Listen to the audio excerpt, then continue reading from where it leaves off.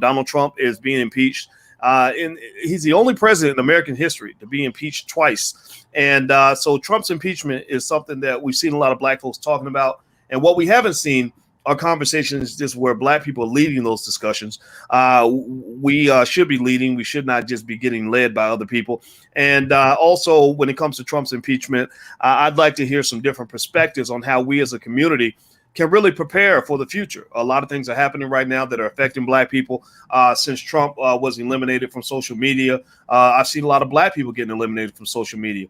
I have seen a lot of black folks fighting with other black people over Democrat Republican stuff. I've seen a lot of things that really can affect our community in a lot of ways. And I want to make sure we set the record straight on this conversation. So to talk about this, I brought in three intelligent brothers that I know that I respect immensely. Two that you've seen here before. The other one is new, but I'm telling you, you're going to like this brother too. The first is Mr. Tariq Abdul Khalik. Tariq is a very smart guy. How you doing today, man? Excellent. I'm glad to be a part of this beautiful discussion with some good people. All right. And we also have an award-winning filmmaker out of Los Angeles, Mr. John F. Thomas. What's going on, John? Hey, what's going on, everybody? Y'all doing all right?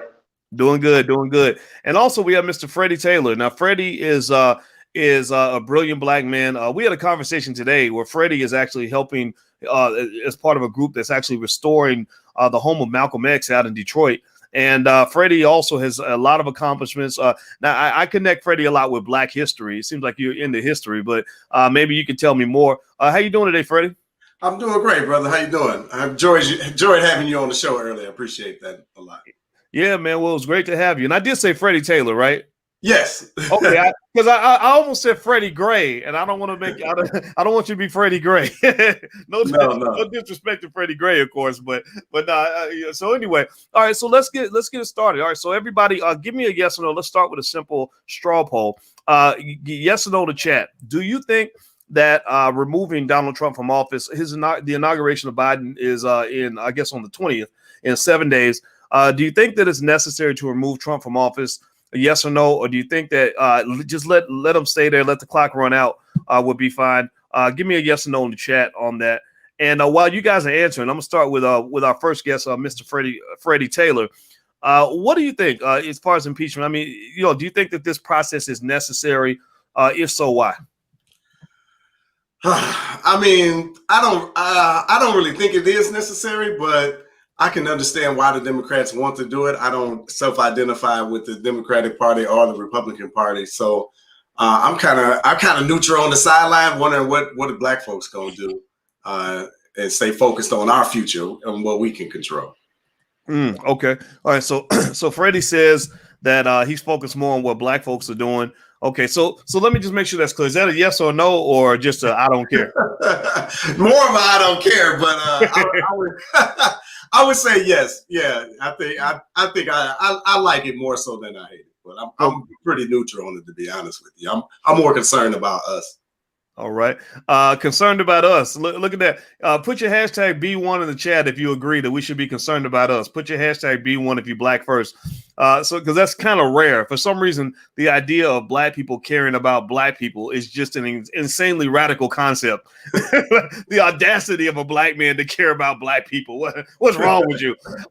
John F. Thomas, what do you think? I mean, do you think this is necessary? If so, why? If not, why? I believe that this is not going to be a good thing, because right now you had all these 4 years, right, to impeach him, to get him out. The Republicans, they could have done something about this a while ago if they really wanted to impeach him. And it's not like we didn't know what he was about. We didn't know what Trump was really sowing division, and he wasn't really a unifier as a president. He was very antagonistic. We all know these things about Trump, so this isn't new. But to do this so late in the game, and when you already have like a lot of people frustrated either with the election results, frustrated with not getting their stimulus checks, frustrated with not being able to go to work. It wasn't just white supremacists as they're trying to paint them as, all these people. And now you're blocking Donald Trump from social media, and now trying to impeach him. When the attack you saw on the Capitol Hill, that's only the least of your concerns. And trying to impeach him is going to make it worse. Because I heard somebody tell me they were just saying, are we supposed to give in? Are we supposed to let them win? It's like, that's not the case. You're looking at it as you're trying so hard, you're focused on the battle when there is a war. We're going to lose the war because we're focused so much in on this one battle. So they are focused on the war. That's what we need to change our perspectives. We need to win the war, not just win the battle. Okay. So, Tariq, now there are people who say that it might feel good to push Trump out of office, but that this could actually make things worse because you could be pouring fuel on the fire or gasoline on the fire. What do you say to that? Well, I was just about to say that too. I think this is very bad, actually, because really, if you are a Trump supporter and you are more to the right, a conservative, all you've seen the entire Trump presidency was attack after attack. And then even when the man won, automatically it was discredited because they said, well, the Russians helped them. And then after a 2-year investigation, it showed that the Russians had nothing to do with this election. But it was still attack after attack. When you look at CNN too, which is very interesting, and the media, they're not really coming to grips as to why Trump was able to win. It's just like a very black and white. He's a white supremacist. They're not understanding that a lot of Americans are very upset with the current system, and anyone who comes in talking about the issues that really matter to the people can win. Trump is not the best guy, but it just feels like there's not really a conversation of what brought about Trump. And it's what the media is doing by just talking crap about his supporters is really creating a division that's making them more angry. And I don't know, it just sounds like they're trying to start a civil war. Impeaching Trump is only going to make it look worse. I mean, if we had a country, they would be like, okay, let's just tell the country no impeachment and let's just get Biden in office. Well, Freddie, you've been married. How many years you been married, Freddie? 19 years. All right, so you'll relate to this. You'll relate to this, and I'm marrying a woman who's a marriage counselor, and one of the things I've heard from our marriage coach as we figure out how to how we figure out how to have our disagreements and our conflict in a constructive way is that the coach will say something like, "Do you want to win or do you want to stay married?" And I'm sure you might have heard something like that, right? And the point of that is, that you can really get to where you're in something, you're in the same boat with somebody, and get to the point where you really want to win, right? And now, and I see America like a marriage, right? Between black and white, between liberal and conservative, etc., right? And it's like, do you want to win or do you want to stay married? So when I hear language that says we want to win, we can't let them win, etc., it does almost come off destructive. It comes off like, I don't want to stay married. I just want to dominate you. And I don't know if that's healthy. What do you think, Freddie? Yeah, I gotta agree that it is like it's a win or go home type of attitude, right? It's all or nothing in the political environment. And I think like that is like a byproduct of America, right? Like that's just kind of the mentality. But Trump entered into the office with that, never surrender, like the American ethos, never say die, always push forward, never concede. And it seemed like all of that is coming to a head right now. And I can tell you inside of a family, inside of a marriage, you can't always win. That's not a viable outlook on things. You have to have the greater good in mind. And I think America has kind of lost that ideal of, hey, we're all in this together. They really act like they're two separate nations or two separate people, and they're fighting to the bitter end. Yeah, well, and the end is bitter, and when America ends, it will be a bitter end. And so anyway, do me a favor, everybody. If you haven't done it, please hit the thumbs up button, share, subscribe button. I've got a panel of brilliant brothers, and we're talking about Trump's impeachment and what this means for Black folks. I got Mr. Freddie Taylor, who is the CEO and founder of Urban Intellectuals. I've got Mr. Tariq Abdul Khalik, who is a brilliant political analyst and commentator, and also John F. Thomas, an award-winning filmmaker out of Los Angeles. So if you could, please hit the thumbs up button, share, subscribe button. And also blagenough.com, that's our social media platform that we have where it's completely independent and we have complete freedom of speech. because nobody can purge what we got to say on that platform. So join us at Black Enough. You can also find people in your own community that are on Black Enough. So I know I don't know exactly how I met Freddie. I know Freddie lives close to where I live, but I think Freddie, you're on Black Enough, and I think that I can actually hit a button and find out that you live a few miles from my house. So that might become important, and that leads us to the next thought that I have, and I'm gonna ask you about this, John. And then actually I'm going back to Freddie, but then Tariq, I want to ask you as well. So John, how do you feel? I mean, you're a creative person. You make movies. You express yourself in a lot of different ways. And I've heard people say that that taking people off of Twitter and Facebook and all this other stuff, that's not censorship, right? Because remember, it wasn't just Trump they took off. They took off Trump, anybody that was connected to Trump, and then they're now, it seems like, dealing with anybody who just disagrees with the liberal narrative, right? Like Vicky Dillard has never been a Trump supporter, but she was actually yanked right off the air. Like they cut her live stream in the middle of her show because she was talking about what was going on at the Capitol. They could cut us off any moment. How does that make you feel, just as a creative person, as an actor, actress? Or I know you're not an actress, sorry, but you know what I mean. When you see this sort of move, I mean, it feels like censorship to me. What do you think, John?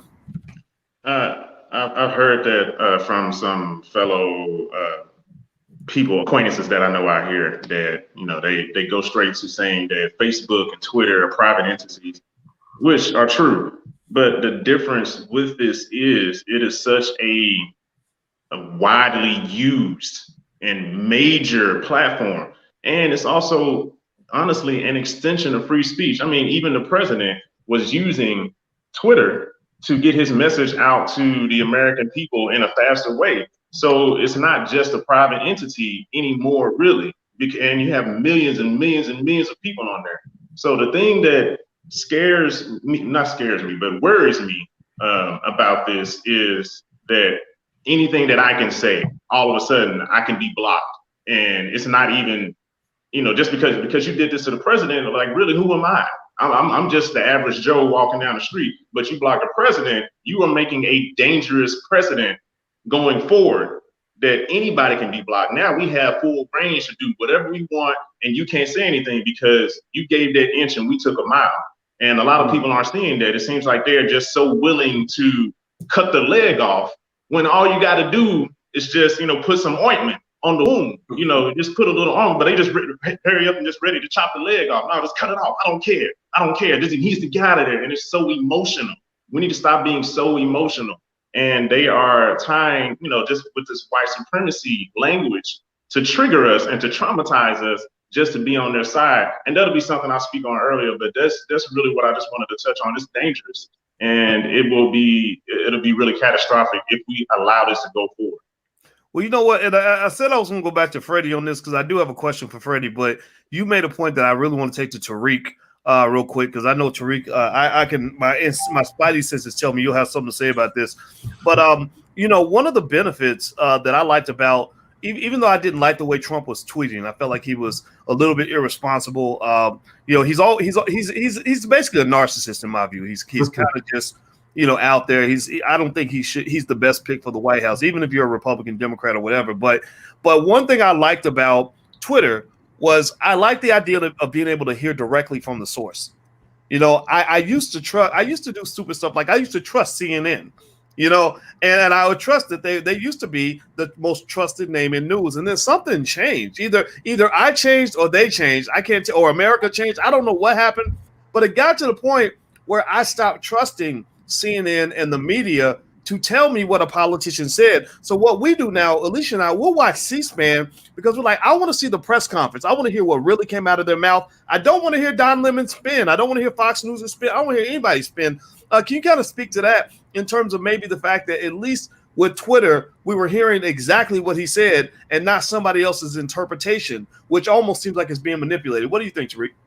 Yeah, no, I totally agree, because the media, the American mainstream media, whole goal is to, in my opinion, is to dumb down our country. They don't really explain any gray areas. Everything is black and white. Like for Donald Trump, for example, he's just a flat out racist. No gray area, hates all races of people. And really the only way to really know how Donald Trump is really Twitter.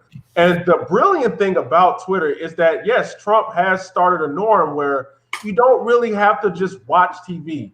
You don't have to go on a biased news network whose whole agenda is just to attack you. You can talk directly to the people. And that really upset the establishment as a whole, because it's interesting. Donald Trump really got bad media press in the 2016 election. But because he was effectively able to use social media and cut through the noise, he still won the election. And that really minimizes the media's role. So I believe the major thing with this censorship coming from big tech is, in my opinion, to push the American people back onto the mainstream media. Okay, y'all are using social media too much. Y'all are having way too many important conversations. Y'all are having these type of panels like this with Black people, and that's got to stop.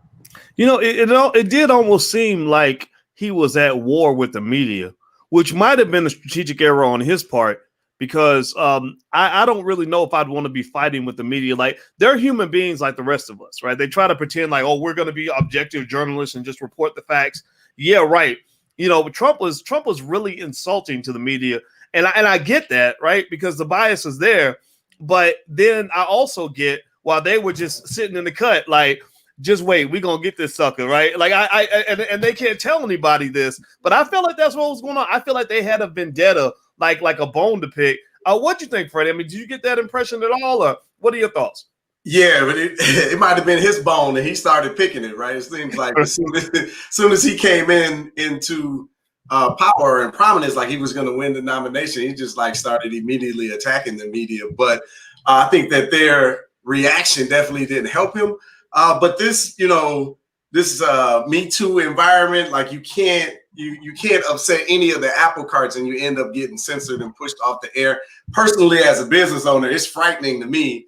And I've really been jaded on social media in general just because of that, right? Like but to me, it harkens back to, I'm always talking about Malcolm and really like Powernomics and Claude Anderson ownership, right? Like we gotta own the platforms that we're building on, because if we don't, we're going to be subjected to being turned off, just like the president, like Farrakhan, and like a lot of us, right? And that threat is always looming over our heads if we don't own the platform. And can I just add something to what you just said? And I totally agree. But have you noticed that, they also went after people like Parler? So it seems like they're even going after the competitions. Mm-hmm. Like Amazon AWS, where Parler hosted its website, they took them off. And I think that's unprecedented. I don't think Amazon ever did that. But it seems like they're cutting you off, like all the way off, just to their platform, which is very insane right now. I mean, you bring up that's like big, right? I don't know anything like that's happened. That just makes me think, like, what if, like, we're hosting our website on our platform, and then Comcast decides to cut us off or ban our sites from anybody reaching them. Like, that's a really dangerous precedent. Even though I think obviously I don't agree with the far right wing, but man, it's just, the censorship makes me a little bit afraid, right? Because they especially, like say, with intelligent Black people are coming together and having these conversations. How long until they start to notice us and decide, let's go ahead and shut those guys down? So, well, I'll tell you, I mean, they already have started noticing us, in my view. They, remember Farrakhan been banned for a minute. They did to Farrakhan what they did to Trump. They kind of all got together and colluded to say, okay, you're going to ban him Tuesday, I'll ban him Tuesday also. They did the same with Alex Jones, and it almost seems to me that the trick they use is similar to how they locked up a lot of Black men, or how Hitler kind of, justified his position when it came to the Jewish community, was basically, if I can dehumanize you and connect you to something terrible, then that gives me an excuse to do whatever I want to do to you. Right, like if I go out and I convince, let's say Freddie Gray, or I keep saying Freddie Taylor. Sorry, Freddie. Let's say Freddie Taylor has a friend who's a dope dealer, and they're connected to some terrible crime. Well, I could somehow twist the language to say, and this is why we need to get rid of Freddie Taylor too, right? And that's how, you know, things like RICO charges end up working, you know, things like that. It's, you know, it's so it does become this really interesting game that they're playing, where you have the tech giants in really showing their hand and showing their power. When you saw that, because I was stunned, I couldn't believe Amazon went along with that. I thought Amazon was going to say, "Look, we just providing cloud computing, that's it." But what it was the connection to the word violence. When you connect them to that, then it's like, okay, anything goes. This is our opportunity to shut down and eliminate all opposition, and that's what totalitarianism is. Totalitarianism. Hitler did this actually in World War II. Totalitarianism is when you basically have maybe a two-party system and you do a genocide on the other party, right? So what you're seeing, in my view, is a digital genocide, because you're not talking about getting rid of one guy. You're trying to eliminate 100 million people, and you're trying to write off 100 million people as just these unfathomably horrible racist people. And actually that leads me to my next question for you, Tariq. I think you're the best to kind of hit this, and then of course you brothers can jump in as well. This whole idea that Trump supporters are racist, right? That if you are, I've heard people use the term Trump supporter synonymously with racist, and I found that interesting, because I said, wait a minute, but don't forget also that Biden incarcerated more black men than any president in recent American history. I mean, the only thing would be worse for Biden is if he was an actual slave master. That's why I say recent American history, you know.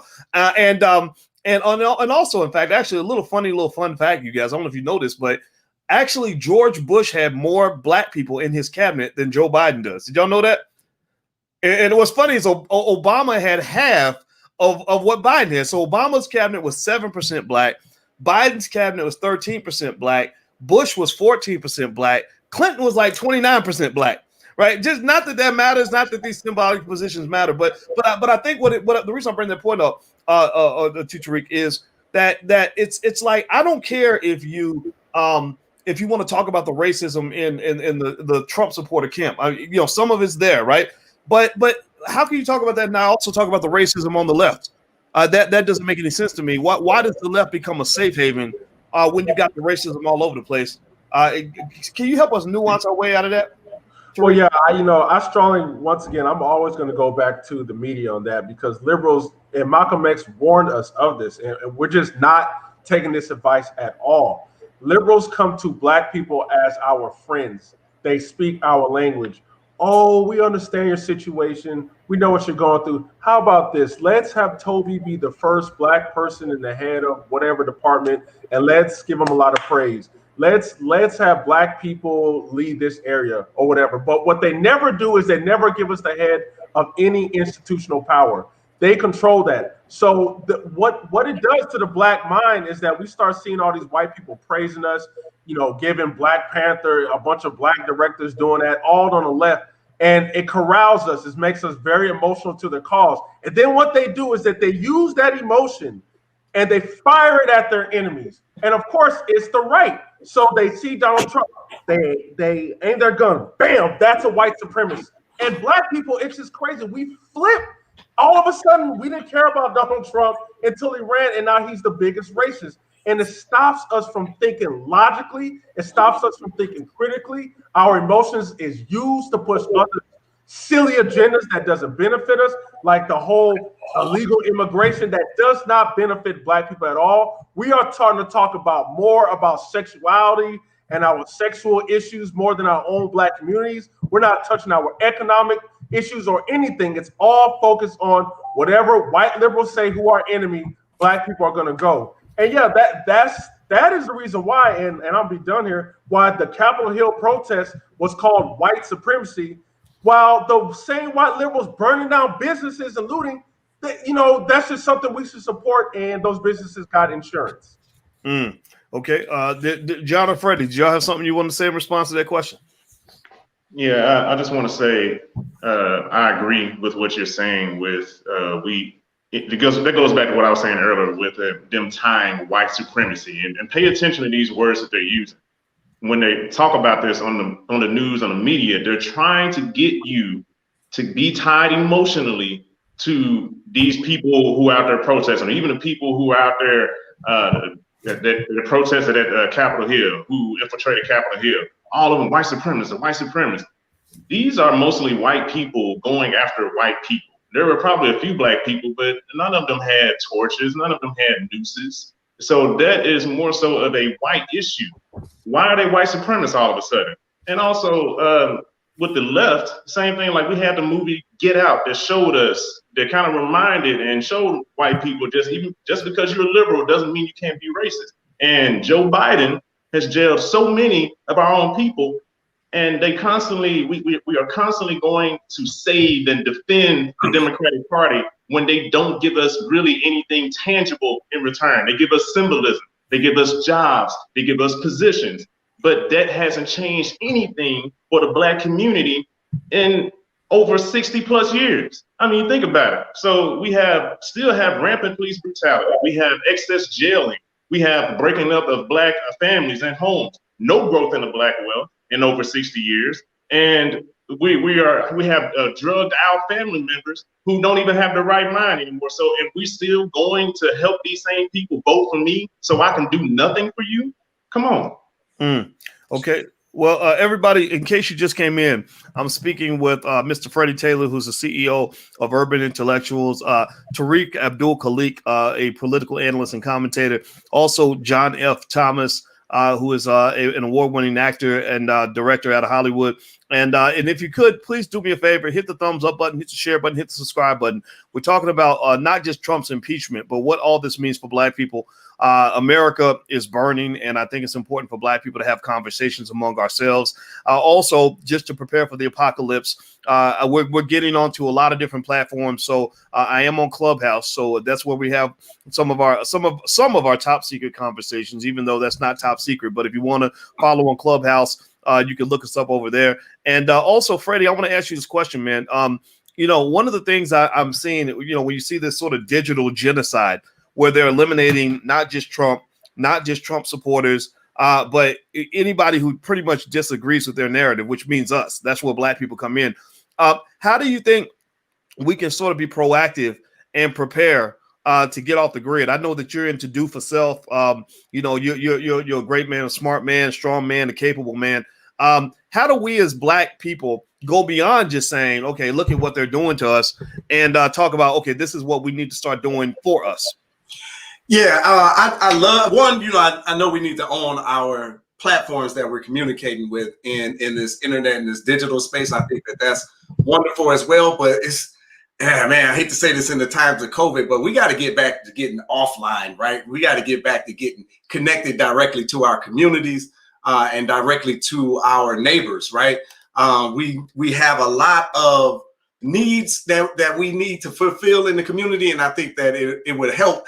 And with us getting out from behind the television or behind the computer screen and getting in socially distanced in front of one another and starting to engage on a personal level, we need to start knowing ourselves again and knowing our community and having love for one another instead of just depending on these political machines to come and save us. I think at least the last 60 years have shown, at least the last 60 years, right? At least the last couple of thousand years have shown that this Western ideology, what they think about us and what they're going to do for us, which is nothing. So I think that we really got to start galvanizing and coming together, because coming together inside of their political parties, coming together inside of their institutions and their organizations is not really doing it for us, right? So I think we got to start connecting one-to-one together. So you're saying we shouldn't just get together at the Democratic National Convention, at the Black Party, at the Democrats. I'm sure they got plenty of parties for Black people at the DNC. You're talking about actually getting together and planning and buying land and I agree with you. I think that survivalism, that's the word of the day in the environment that we're in. It's because America's not going to get better; it's going to get worse. I will say that when they as they're moving forward to impeach Trump, they're doing even more of what I believe caused so many people to go to the Capitol in the first place. They're kind of acting like they just can't be touched, like we can just do whatever we want. Me and Mitch McConnell, Nancy Pelosi and Mitch McConnell, we can sit back and starve you out. We can shut you down. We can put your family through all kinds of hardship. and you ain't gonna do nothing to us, right? And almost like we live on another planet. And I think that when it got extra real for them, when the people actually showed up, and these people had weapons and stuff. I mean, and I'm not condoning any of that. I mean, but it was very interesting to observe. I think that was very scary for them. And so now it's like, okay, rather than responding by saying, okay, we want to at least make sure you're heard. That's one thing that I think is true, is that you got to make people feel like they're at least being heard. They're saying, no, we're going to really ignore you. We're going to double down on what we were doing before.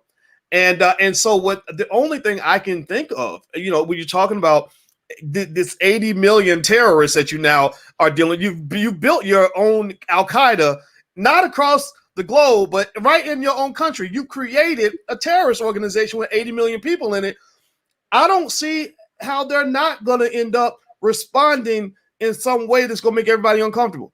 Because I'm going to tell you, when I saw people invading the Capitol with, not with this complex weaponry and this massive army, they just broke in and there was nobody there to stop them.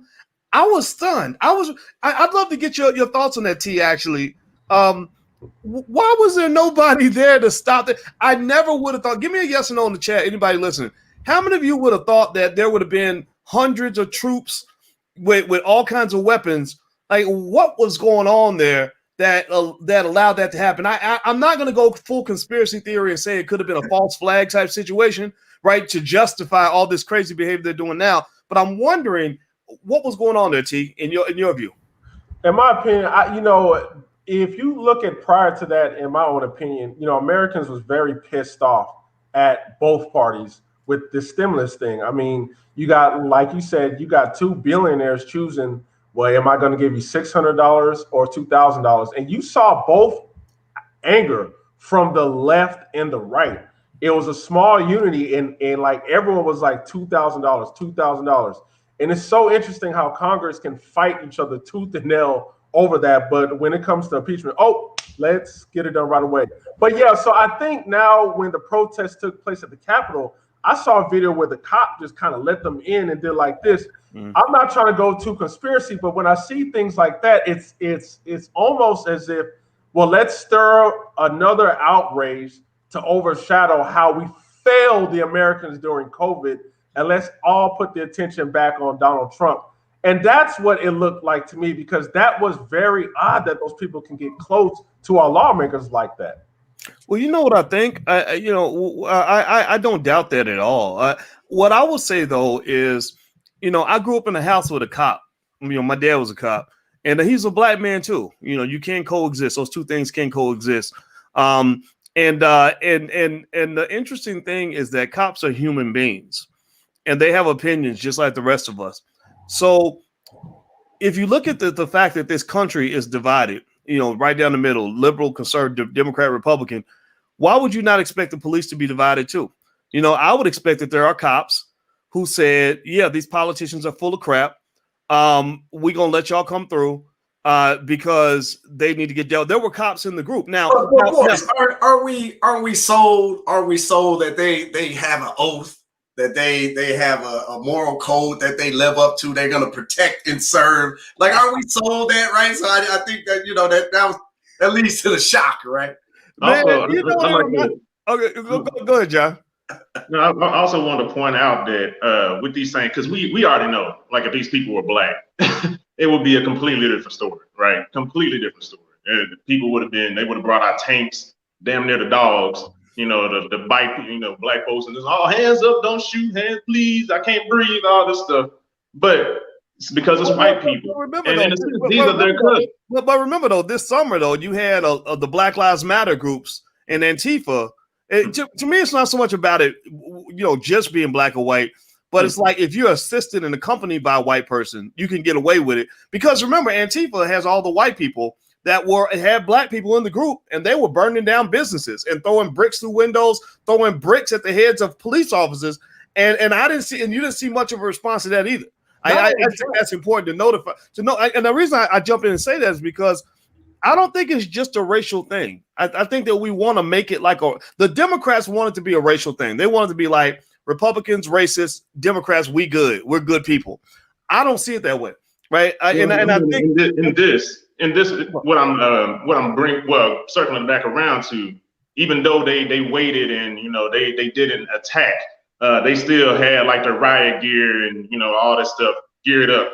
At the Capitol Hill, you didn't really see. I didn't see them show up maybe until later. But the thing is, these people who were coming at Capitol Hill, just like one of my guests, Jonathan W. Cross, said on my on the Black Boss channel a few days ago, these are the descendants of the founders of this nation, and also the descendants of slave owners. So in a sense, for the people in Capitol Hill, most of the politicians are like, oh, these people are crazy, but yeah, that's my cousin, so it's all good. My cousin's crazy.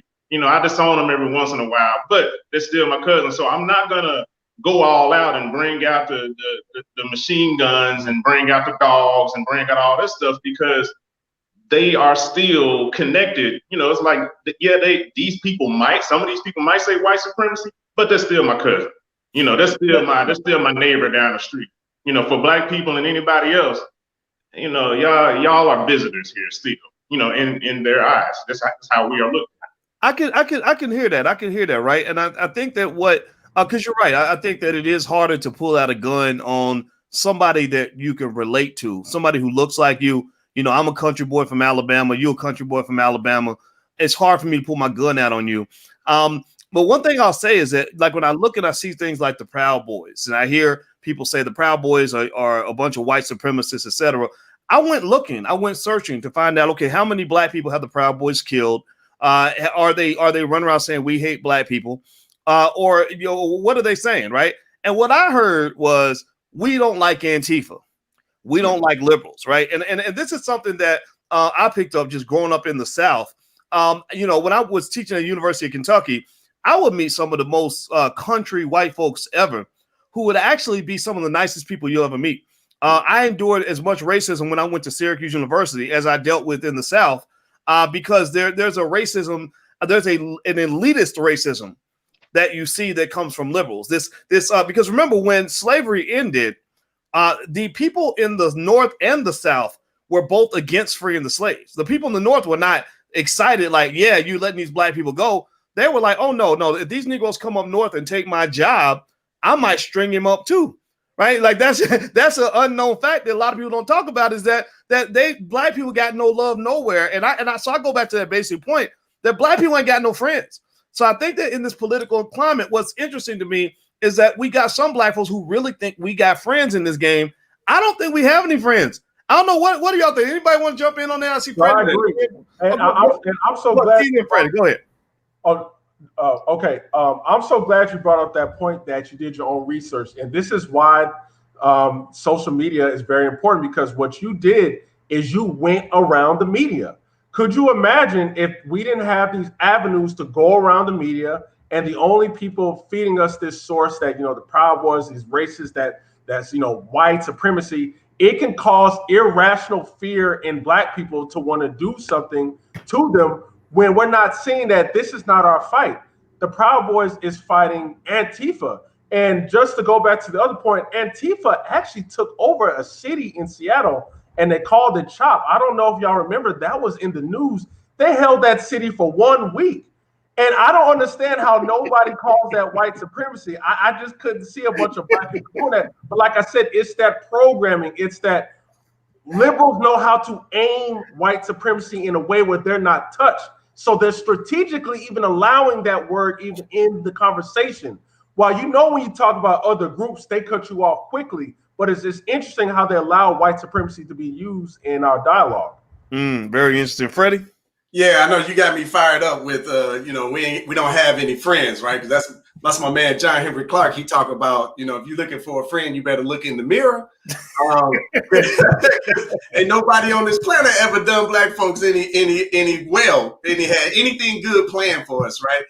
So I think it goes back to, we better start working for ourselves. And I got to thinking about the liberals and the Democrats. It's like we have a very short memory that the KKK started, in Indiana, in the Democratic Party, right? And it wasn't until the Southern Dixiecrats, as my dad is beat into my head, moved over, that it moved into the Republican Party. But as my dad is always telling me, reminding me, all them Dixiecrats didn't leave. right? All those Southern segregationalists didn't leave the Democratic Party.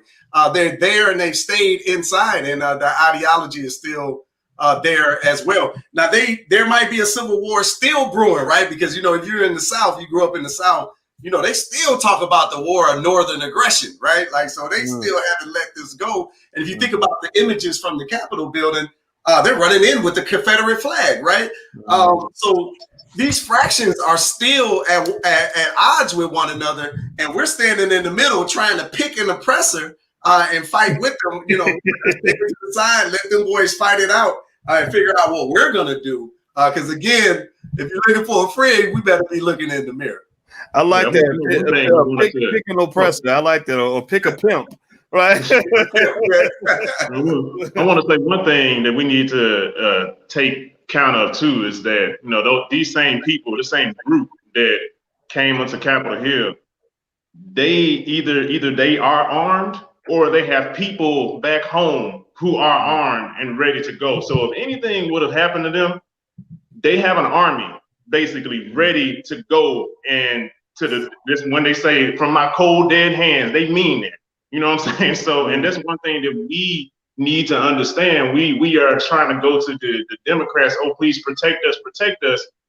And their agenda is taking guns away.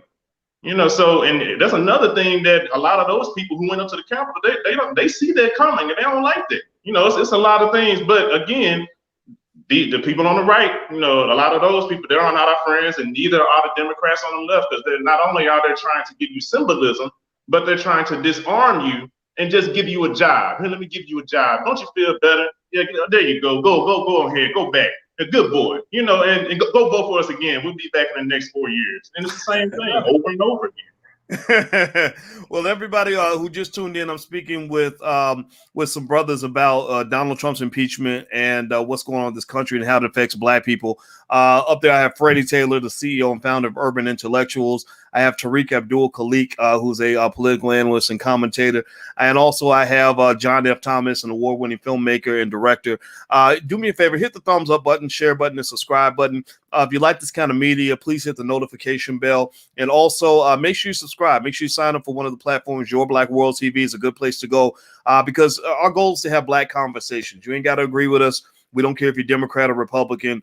We just want to make sure that we're as smart as possible and strategic. So let me ask you about this. I'm gonna start with Freddie on this question. You know, this makes me, you know, when I see what was going on earlier, we were talking about the discrediting. Like, you know, Trump, it seemed, was really sort of priming his base up to get ready. I mean, he does have some accountability for what happened on the Capitol. I don't think he has all the accountability. Right. Because remember, it's easier to get people pumped up if they're hungry and starving and have nothing to do than it is to get them pumped up when they have jobs and food and whatever. Right. So the government kind of starved them to the point where people were desperate anyway.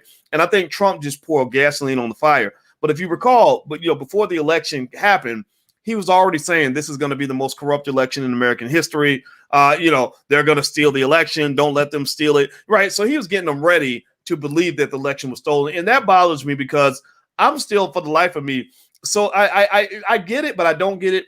Why a toothless hillbilly on welfare in the backwoods of Tennessee is connecting with this, narcissist billionaire who don't care about nobody but himself. I've been following Trump for a long time. Trump takes care of Trump. That's it. Right. But here's the other interesting thing, though, Freddie. I'd like to get your analysis on this. That whole idea of discrediting the other party is not uniquely something that was done on the right. It wasn't uniquely done by Trump. I remember, Tariq brought this up, that after Trump won the election, first thing the Democrats did was they tripled down on this whole Russian conspiracy theory that the Russians got him into office. And when I checked, they did that full investigation. They found nothing. They found no evidence of that. So, when you say, okay, you're dead set on this idea that he stole this election, but there's no evidence of that. How's that any different from now, where Trump is dead set that the Democrats stole the election, but there's no evidence of that, right? You know what it makes me think about, Freddie? I'll pass the ball to you. It reminds me of like a child, like children, because that's what the people are when they follow their leaders. They're like, we're a little bit like children, and they're used to their parents working together, right? And imagine the mother is saying, your mama's a lying blankety blank, And then the mama's like, son, your dad, your daddy ain't nothing. Your daddy ain't, you know what I mean? Like the child's going to be confused. It's going to, I mean, if you have a bunch of children, there's going to be a civil war amongst the children because they're going to feel like they have to pick a side. And ultimately it's going to tear the family apart. Is that analogy on point at all? What do you think about that?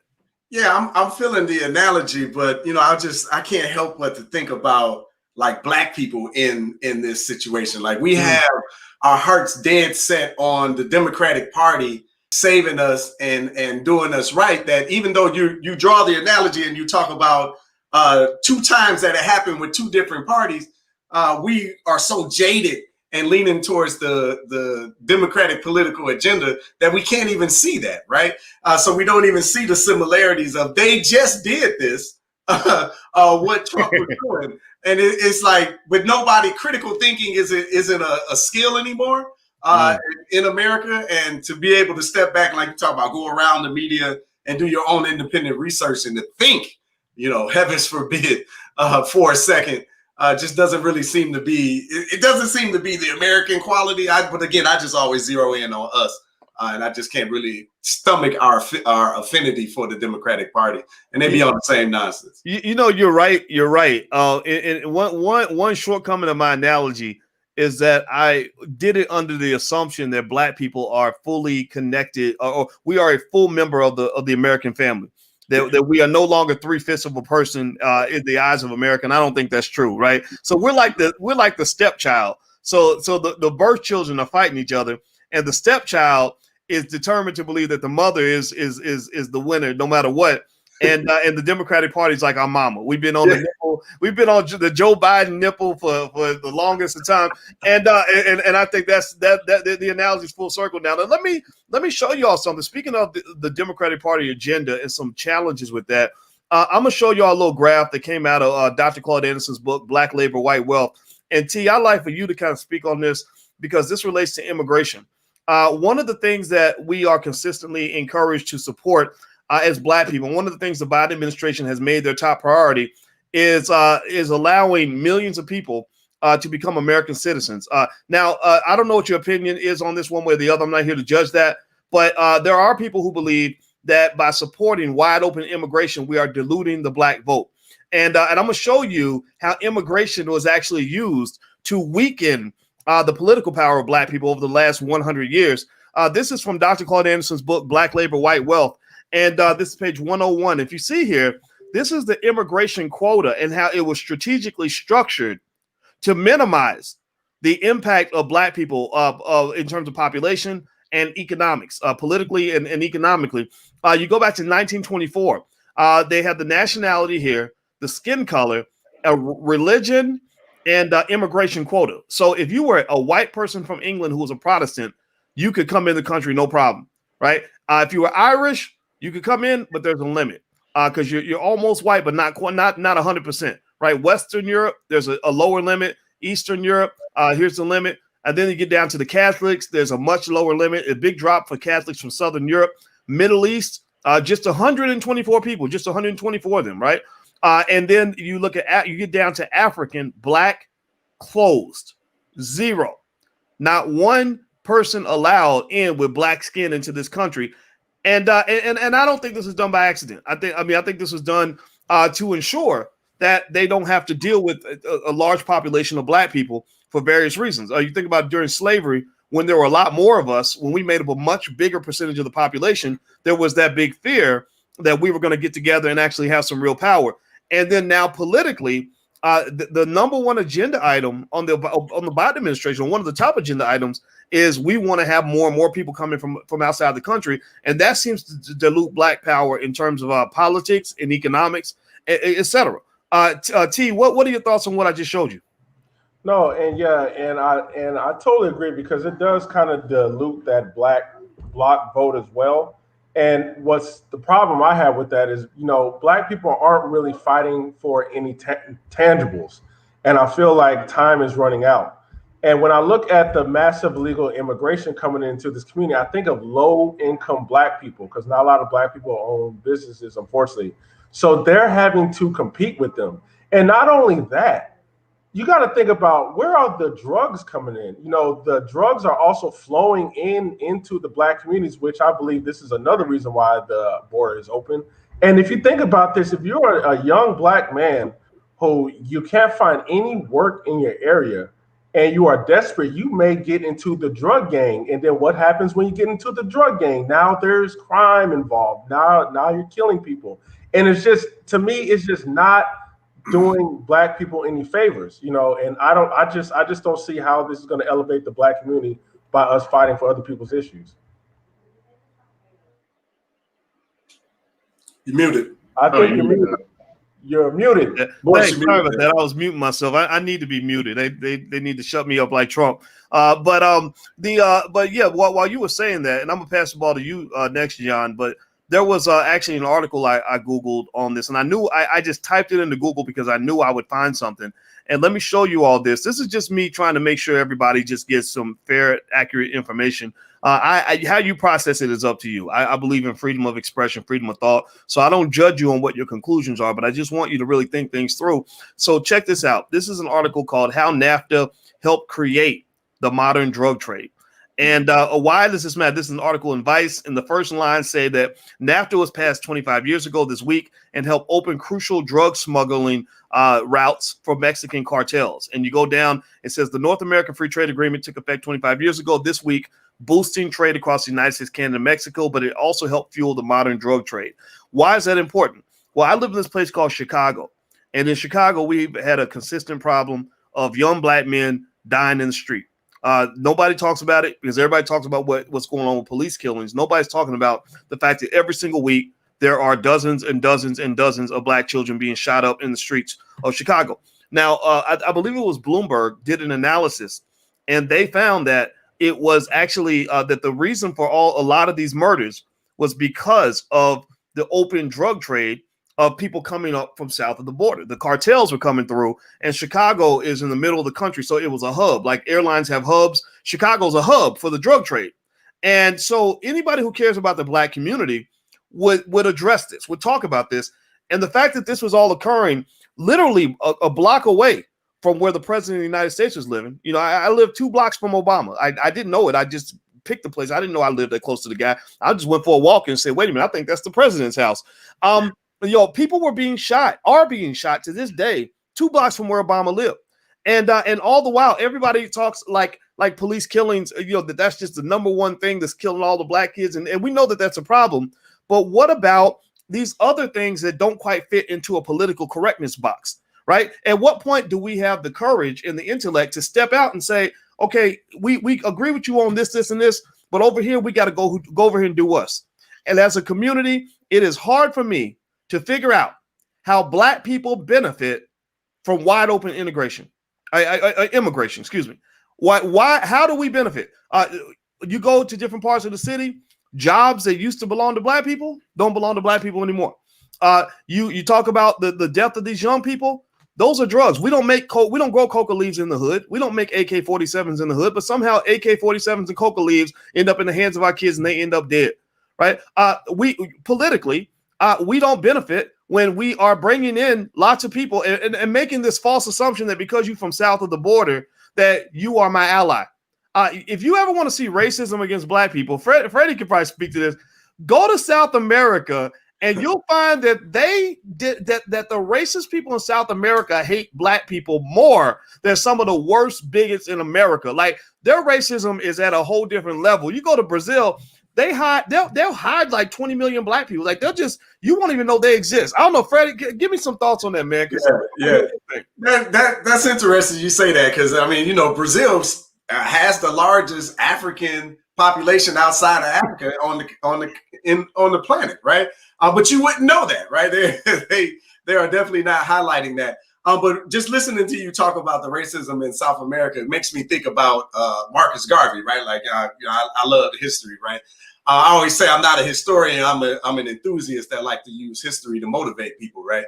But Marcus Garvey, before he started his United Negro Improvement Association, he traveled all through. He really traveled around the world, but he traveled throughout Central America and South America, and he just talked about how everywhere he went, he found the black man on the bottom, right? He found the African on the bottom. And he said, if we can't find any organizations or any people that are going to lift us up, because he kept saying, you know, where's our generals? Where's our army? Where's our navy? Where's our shipping ports? Where's our ships? Where's our everything, right? Like, where are big men of big affairs? He said, if I can't find any, I'll build them myself. And but he really talked about the racism down there in South America. It's really thick. And you know, you get that when you see some of them that look like us, but that we don't really connect or mingle with one another. And there's a reason for that, right? Yeah, man. And I just think that they conveniently don't mention that. But then again, why should they, right? Why should they tell us? You know, why should they? You know, people that are trying to screw you psychologically don't usually inform you of what they're doing, right? So, by the way, Madam President just came in, aka Chanel Walker, and so you are officially the only woman on the panel. So that means I want you to talk next. So, so Trump's been impeached, or he's being impeached for the second time, and America is divided. It's probably going to get worse. What are you seeing from your point of view, Madam President? You are muted. I'm going to unmute you. Well, I think you got to unmute yourself. Go ahead. Thank you, Dr. Watkins. And good to see you, fellas. It's good to be amongst good Black men. I always enjoy that. So first, I want to say that sometimes I feel like it's all an illusion, you know, like this idea, I can just say this. And a lot of people don't like when I say this, but from my life, from President Obama, my life to Donald Trump just never had a personal effect on my life in general. Now, it could be because I don't have a government job. It could be because I don't work, you know, in any of the federal arena. That's not how I make my money or anything like that. So I don't want to discredit the importance of government if that's where you get your source of income. Also, too, I don't work in a sector where, you know, I get grants and things of that nature. So I just have never been just what's happening in the government just never had an effect on me. I'm from the hood of Chicago. You know, I'm a part of the forgotten community. You know, my mother she had me at 15 years old. My father was killed by the time I was 12. So I am a part of the forgotten people in this country. So when it comes to what's happening, I'm not surprised, but I feel like America is at war with itself. You know, when I've seen this battle with these white men, it's just something beyond this. It's something beyond the understanding or the surface of just Black folks in general. It's kind of like your grandma say, that ain't your fight. That ain't your business. Mm. Something is happening that ain't got nothing to do with us. Okay. When it comes to Donald Trump and white men like him, from everything that's been happening, they've been falling apart and having these inside wars for the last few years. And I'm sorry, but it has absolutely nothing to do with Black people. They tried to put us a part of it when it came to election time, but like they say, they don't know you. They like the boy, the dude in the hood who don't like you but want to sleep with you. He don't know you in the daytime, but in the nighttime, when it's election time, it's like, hey, remember me? I love Black people. But nobody really cares about Black people. Black people, it doesn't matter what's happening in this country. They try the illusion of inclusion, the illusion that you're a part of this. But what's happening is we have to really decide, and I'm going to pass the mic, of course, but we have to really decide, which Black person are you? As a woman, I ask myself, which Black woman am I? Am I Stacey Abrams or am I Sandra Bland? Because the middle is some kind of way forgotten. When you're not being praised, you know, are you being pounded by this country? So you have to ask yourself, which side am I on? So a lot of times visually, we can't get past the praise. Oh my God. We just start talking about, you know, everybody who's doing well. Then we just kind of forget that, oh, you just had somebody killed for going to the store getting Skittles. You just had somebody killed in the playground. You just had somebody killed for jogging. Which part of this country you want to hold accountable? Which part? Wow. Praised or pounded. I think that's a great way to describe the Black experience, right? You know, praised or pounded. John, do you feel how do you feel as a Black man? You feel like you get praised or pounded, both, neither? What do you think about that? Man, it's the black experience is being praised at times when you go along, especially with the liberal side, you're praised. But as soon as you say something in regards to just black people in general, and you're not really trying to bring everybody else in it, then you get pounded. Like, see what happened with Ice Cube. He was trying to bring something to the black community with the contract with Black America. Not saying that he was choosing a side. I just want to ask some questions, and then all of a sudden, the media starts pounding him. And Ice Cube has never done anybody wrong in the media. He's never done, but they started lumping him in with other ignorant kind of rappers who doesn't have anything to say, Lil Wayne's and other stuff like that. And Ice Cube is a very intelligent brother. But, with the stuff like this, and like I said, with the Democrats, which on a sense, they always come to us and say, hey, let's protect you from the big bad Republicans. Come with us. We're going to help you, be able to vote and all this other stuff. But if you think about it, in all of these cities, like in some of the most democratic cities, it's really bad for Black Americans. Like it's hard for us to find jobs. Like the jobs that we did have, they were taken away. And just like you said, given to immigrants. There's plenty of drug issues and drugs imported into those democratic cities. And a lot of Black people are still recovering from those drugs that was entered into our community. A lot of Black people are being locked up, just like Chanel was talking about, whether I'm buying Skittles, I'm walking home, I'm minding my business, I'm jogging, I'm driving, we're being shot. And the Democrats know what's going on, even with redlining. We're being redlined, all of these things, voter suppression. They know this stuff is going on, but they haven't changed any of it. But then here comes Stacey Abrams, and they know about voter suppression in Georgia when she comes and she helps out a Black person comes and helps out all the Black people. Let's get you all signed up. Let's get you to vote. And in turn helps out these same white people who know about these issues, but do nothing about it. But yet they want you to come and vote for them so they can continue doing nothing about it.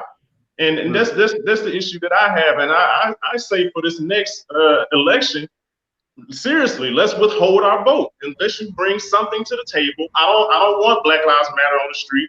I don't want certain mascots taken off that were once offensive. That's nice, but I need some tangibles. Bring some money. I want reparations. I want money to invested in our communities or with our programs, not you overseeing the money. Us, we are over the money. We are over there. Invest in our own businesses. Don't just give us jobs.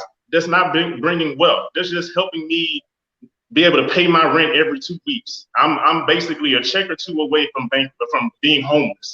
So jobs aren't doing anything. We need some real tangibles. Well, let me show you something, and then I want to go to T on this. And actually, T and Freddie, I'd like to hear your thoughts on this before we finish up today, and have everybody give a closing thoughts. Here's another page from Dr. Claude Anderson's book, Black Labor, White Wealth, which everybody can get a copy, by the way, at powernomics.com. All your kids need to read this book. And it shows the number of Black elected officials. You saw where Stacey Abrams was given credit for saving America and saving democracy, saving the Democratic Party by helping get Black people elected. But let's ask ourselves, does the election of Black elected officials really make a difference in the Black community? So what Dr. Anderson did was he showed how the number of Black elected officials over time has impacted various measuring sticks of quality of life for Black people as a result. So in 1964, you had 103 Black elected officials. By 1992, you had 8,000. That's an 80-fold increase. The unemployment rate went from 10.8% to 14.6%. So Black people were more unemployed with 8,000 Black elected officials than we were when we had just 103. Incarceration rate, let's check that out. 33%. We were 33% of the prison population in 1964. We were 45% of the prison population in 1992. So we made a higher percentage. We were getting locked up more with more Black elected officials than we were when we had fewer. Next, Blacks below the poverty line. Poverty rate remained exactly the same. Wealth did not go up, at least for the poor. But so you think that the Democratic Party, at the very least, they're one of their talking points is we want to help the poor, working class, things like that. Well, there's no evidence of that right here. Also, per capita income as a percentage of whites. In 1964, we made 53% of what a white man makes. By 1992, we made 59% of what a white man makes. So this idea of equality, even when it comes to income, there's nothing there to say that changed very much at all. And really, when it comes to wealth, actually, the wealth indicators show that we're going backward. We're actually losing black wealth, and that just says right there, at the very least, T, that what we're doing ain't working. That getting black people elected into office, we could have 10 million black elected officials, but it almost seems like there's a big difference between a black person who's in office versus a black person in office who's representing black people. Can you kind of speak to that, Tariq? Well, yeah, and I just want to agree with Dr. Cornel West when he said black people really need to get off that emotional symbolism crack pipe, because that does nothing for us. I've stated this before. The black people, just like, let's take, for example, and may he rest in peace, but John Lewis of Baltimore, if you look at Baltimore got a lot of destroyed, abandoned homes. It has high in crime, and he's been running over it, and it's not been changing. Or even look at Lori Lightfoot in Chicago. Chicago still has all of its problems. Is she addressing any? And I remember, Dr. Bush, you had a segment where it was under her watch where a black lady was standing outside in the cold or something along those lines. I remember you speaking about that. And, she had a chance to address that when it came to police, and nothing happened. So the thing is, what they like to do is they like to pay these black people to speak for black issues, but then they go off and they veer off and they start talking about legal immigration or things to do with sexuality. And lastly, none of these black people who are presented in front of us as our leaders, they never talk about reparations. In fact, many of them say they don't think we need reparations. Reparations is not the answer. And how is that they're not connected to the body of black people who are like, no, we need reparations, and they get elected and they don't even bring it up. It's not even brought up as a topic of conversation. Okay. All right. So let me move to you, Freddie. I know that you're big on black economics or black economics, as we might call it. What are you seeing in that chart that I just showed? It almost seems that if we're trying to really have some power in this thing, that this ain't the way to get it done. This is almost so bad that it's not so much where you would say, like, let's not elect a black person. Like, it's almost like it's like an indifference point. Like, who cares? Yeah, well, and in that chart, I see the cognitive dissonance of the black community, right? Because there go the evidence laying in front of you, factual and actual, but because it doesn't feed the narrative that the Democratic Party is going to save us and this political process is going to save us, like we don't deal with the reality, and that's something I think that we need to get away from. I want to introduce a book, brother. I'm a voracious reader, and this one was a killer for me. Black Power, right? The Politics of Liberation by Kwame Ture and Brother Charles Hamilton. It's a great read. I know your audience, yourself and your audience, if you haven't read it, you would absolutely love it. But it basically talks about how, the Democratic Party just got this string on us, and it's really using us, putting black figureheads in places that give you the face of inclusion, but they have no teeth, no backbone to actually back any politics or anything that will benefit your society. They really just stuff in their own pockets. And again, the numbers already speak to this, right? So it's not like I'm making this up. The numbers show that we have more politicians, but we don't have our community isn't improving. That's it. Just the cognitive dissonance just really in the community really pops forward to me. And, I just think it's sickening. Again, I'm a Malcolm X fan. He said it in 1964, in the Ballad of the Bullet. I think that's still the seminal speech right there. That's what we need to get back to. And in this time, this is my last point, in this time, with the nation being so divided, it only again highlights the opportunity for us. Because now you are the voting difference, right? If you just withhold your vote from the Democratic Party and hold them hostage, right? It's close with your vote. Without your vote, they lose automatically. So if you just withhold your vote instead of giving it away so freely, then we could have some change and some teeth in this matter. But we don't want to take an election or two off and take it on the chin. You're catching it on the chin anyway. So I don't understand why you won't do anything that would benefit your future and make these clowns actually listen to you and take you seriously. Well, let me, since we're talking about Malcolm, and by the way, everybody should know that Freddie is actually part of a group that is restoring the home of Malcolm X in Detroit. And I told Freddie already I'm gonna make a donation, and maybe Freddie, if you got a way people can reach out and donate to the project, I'll give you room to say that toward the end, or etc. But I'll say this: while Freddie was talking, I looked up Malcolm X's Ballad of the Bullet speech. And I'd actually done an analysis on this for one of our Black movie nights, and so one of the things that I'll read a little bit of this to you.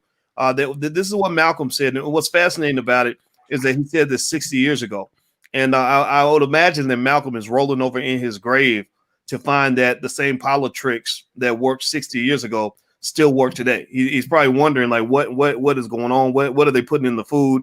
What's going on? I mean, can you imagine if any of us died tomorrow, God forbid, and in the year 2080 and 2090 and the year 2100, Black people are still having the same conversations, still being twisted and manipulated in the same way, have moved backward in terms of wealth?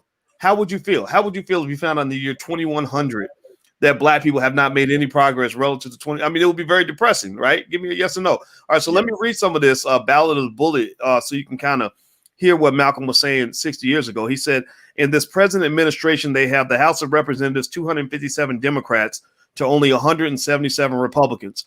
They control 2/3 of the House vote. Why can't they pass something that will help you and me? In the Senate, there are 67 senators who are of the Democratic Party, only 33 are Republicans. Why the Democrats have got the government sold up, and you're the one who sold it up for them. And what have they given you for it?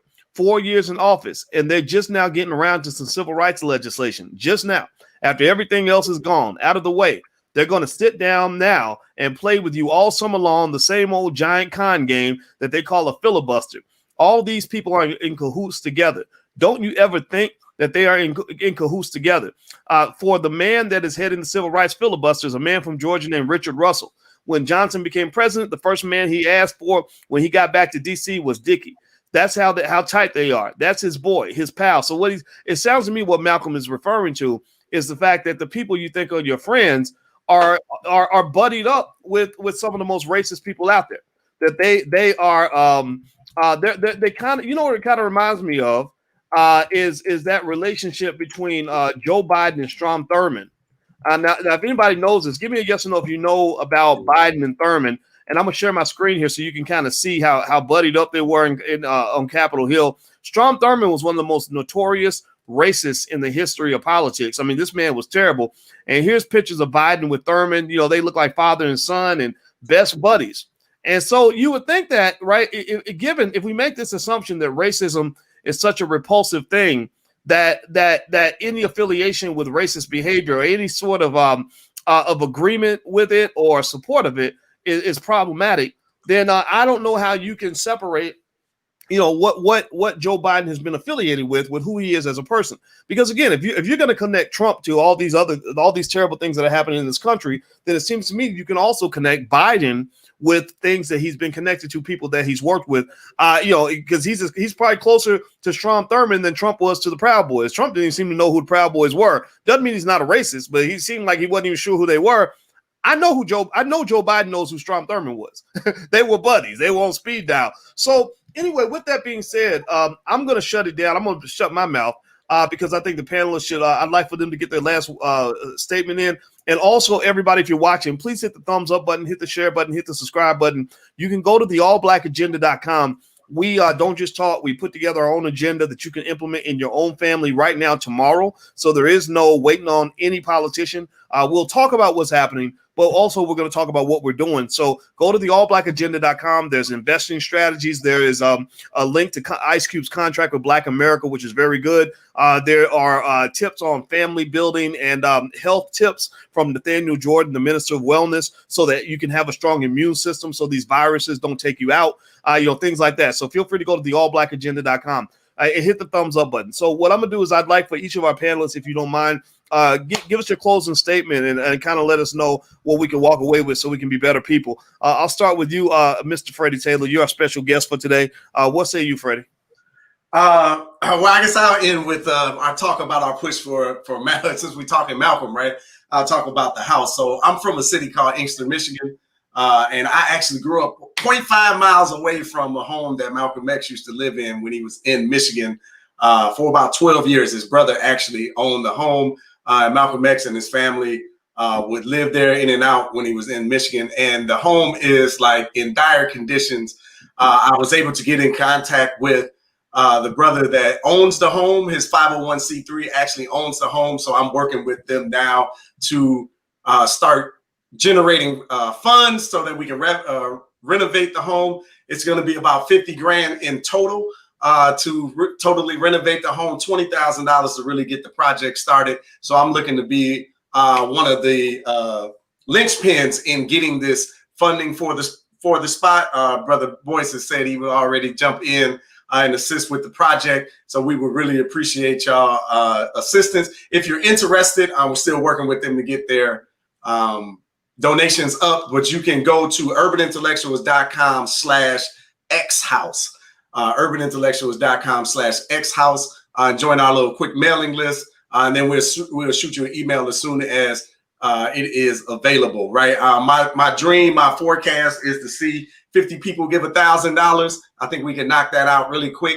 But if you could give something smaller, that'll work. But again, if you just go to urbanintellectuals.com/xhouse, you can join the mailing list and we'll make sure that we'll get that out to you as soon as it's done. This is one of the homes that is still up. It hasn't been destroyed just yet. I know Boyce and I were talking about Brother Malcolm living in Nebraska. That home has been demolished. It's gone. There's nothing but a sign there. So we're looking for an opportunity to salvage our history because, again, the things that we talk about, if we don't do it, who's going to do it, right? If we're looking for a friend, we better look in the mirror. So I see my reflection out there in you. So I'm looking for some assistance in making this project happen. I think it's worthy. I think we gotta salvage and appreciate our ancestors that have lived before us and fought and died in the struggle for us, and to make sure that their memory and their legacy lives on. Inkster, Michigan is a small town. It's like 2 miles by 3 miles wide. Extreme poverty, but this could be a light inside of the city that we can do. We're already working on getting a historical designation for the home. So that's looking like it's going to go through, but it's not finalized yet. So we're working on that. So I'll leave the group with that. urbanintellectuals.com/xhouse if you're interested. All right. Tariq Abdul Khalik, what's your final thought? Okay, yeah. So this may be controversial, but it's something I have to say. And this is for Black people who are talking about white supremacy. When you bring up that topic, are you bringing it up to truly educate Black people for independent thought, or are you just scaring them? Because a lot of Black folks are missing the point of what's going on in this country, what took place at the Capitol riots, and why Trump got elected. And we're just simply reducing it down, which is very intellectually dishonest and fear-mongering Black people to this is just a bunch of white supremacists. And it's just preserving whiteness, even though white people are fighting each other, even though they are censoring each other to the point where even the president gets censored, and his bank account, Dutch bank, censored him too as well. We're just boiling this down to just white supremacy, and this is what this is causing Black Americans to do. When it comes time to vote, we vote out of paranoia and fear. We don't even want to talk about reparations. We don't want to talk about policies. All we vote on is we got to get this racist Republican out so that way nothing can happen to me. And this is why Ice Cube was shot out. Now, people were seriously accusing this man of working with racists. Okay, this is childlike mentality. We got to break out of this. So if you're talking about white supremacy, do not repeat it in the way the media repeats it, as far as we're only going to call white supremacists Republicans and liberals off limits. This is why Black people vote and behave the exact same way every 4 years, and that won't change until we change the dialogue and elevate. All right. Change the dialogue and elevate. I like that. John F. Thomas, your final thoughts, sir. Yeah, I'd like to echo what Tariq was saying. We need to stop being so emotionally triggered. We are constantly being emotionally triggered, and it's something we really need to fight against. the media and our politicians, not our but the Democratic side are using these things like, I mean, just pay attention to like what they were saying with the Capitol Hill, oh, the white supremacy, all this stuff, when they're both the same wings of the same bird. Both of them are practicing in white supremacy. It's just one is covert, the other is a little bit more overt. Neither of them are our friends.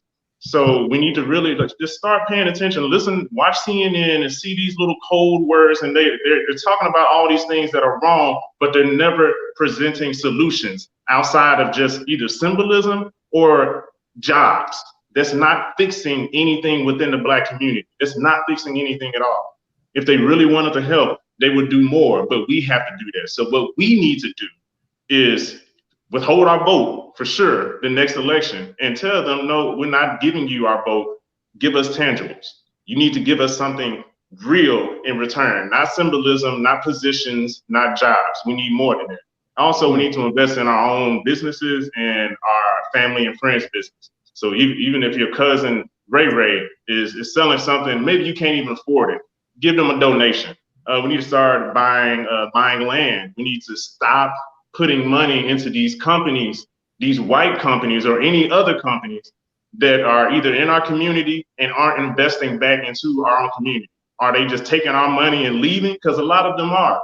And we're just giving our money away. We're giving away our wealth. We need to start giving that wealth back to us and investing in us so we can see it and watch that grow and really use that. And last but not least, like I said, save your money, and we need to start buying our own politicians and stop believing in Biden, who locked a lot of our Black men up to come and save us when he locked a lot of our Black men and women up. So how is he now going to save us when even at the time he didn't even want to apologize for what he did? So that's a real issue. Wow. Like Ice Cube had a song called Everything's Corrupt. And the chorus was, for my birthday, buy me a politician, and they are for sale. And you look at Warnock down in Atlanta where Madam President lives. Warnock might have got his votes from Black people, but he didn't get his money from Black people. Not all that money. He had it took $124 million for Warnock to win that election. So when you think about money on that level, that ain't money that you get from the hood. That's money you get from the corporations and the billionaires. And believe me, these people did not get rich by giving away donations and getting nothing in return. They vote with their dollar bills. The corporatists and the rich people, they vote with their money, and they don't do charity. They do investments. So when they put $124 million behind your Black butt, you better have them. They're gonna have you on speed dial, and you better pick up when they call. And those people will be the ones at the top of the priority list. So, Madam President, well, give me your final thought. What can we walk away with today? Well, Dr. Watkins, and it was good to see all of you gentlemen this evening. I just want to say that I can't help but think about Malcolm X. He's a hero to Black people. He just never got his flowers the way that he should have when he was here on this planet. I wasn't even born. But what I will say is he brought it together one time in one of his sermons, in one of his speaking engagements, when he says that when the white master is feeding his slave, the slave start to get the mindset that this house belongs to him too. So when master say that he's cold, he say, okay, we cold. This here is a nice house that we have here, boss. So we are always kind of like moving as if we're like constantly have to figure out or be inclusive in what's happening in this country. So like I said, the illusion of inclusion is really what's really killing us from progress. Because when we really identify that, well, you're not really for me. Once we understand that this person or this environment is not for me, then maybe we can do something different. But I also want to just bring home that when Harriet Tubman was freeing slaves, she wasn't going around saying, hey, follow me. She pulled a gun on people, and it was called move or die. And the reason she had to was, I can't let you've been manipulated mentally for over hundreds of years. You ain't about to get me killed. So I leave you with that. You have to ask yourself, is the person that I'm following been manipulated for the last 100+ years? And if the answer is probably yes, I think you need to go your separate ways.